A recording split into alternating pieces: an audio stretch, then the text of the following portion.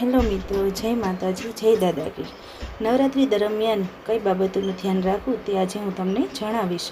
નવરાત્રિ દરમિયાન શું કરવું અને શું ના કરવું તેના વિશે હું માહિતી આપીશ। આસો માસની નવરાત્રિ વખતે ભક્તજનો મા દુર્ગાના આશીષ લેવા માટે અને ઘરમાં સુખ સમૃદ્ધિ રહે તે માટે 9 દિવસોનું વ્રત રાખે છે, તેમજ ઉપવાસ કરે છે। હિન્દુ ધર્મમાં નવરાત્રિ વિશેષ મહત્વ ધરાવે છે। આ દિવસો દરમિયાન લોકો માતાજીના 9 વિવિધ સ્વરૂપની પૂજા કરે છે। માનવામાં આવે છે કે આ દિવસમાં ભક્તજનોથી ખુશ થાય છે તો તેની બધી ઈચ્છાઓ પૂરી કરે છે।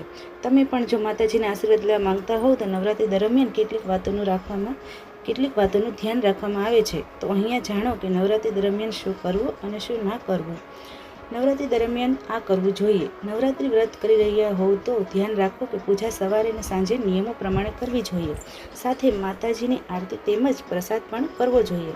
પૂજા કરતી વખતે તમે મા દુર્ગા ચાલીસા અને દુર્ગા સપ્તશતીના પાઠ કરવા જોઈએ। આ વ્રત કરવાથી માતા ખુશ થાય છે અને ભક્તજનોની ઈચ્છા પૂરી થાય છે।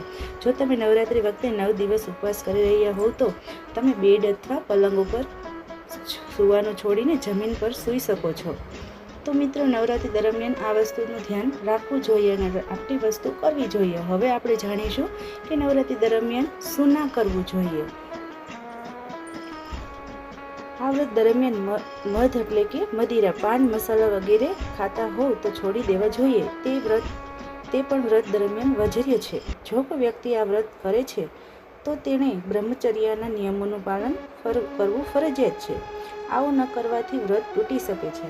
આ 9 દિવસો દરમિયાન દાઢી મોજ કરાવવા ન જોઈએ તેમજ નખને કાપવા ન જોઈએ।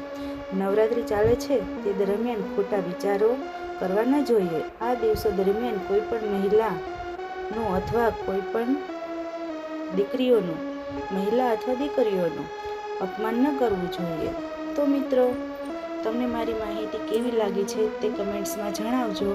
અને હા, મારો વિડીયો તમને ગમ્યો હોય તો લાઈક, શેર અને સબસ્ક્રાઈબ કરવા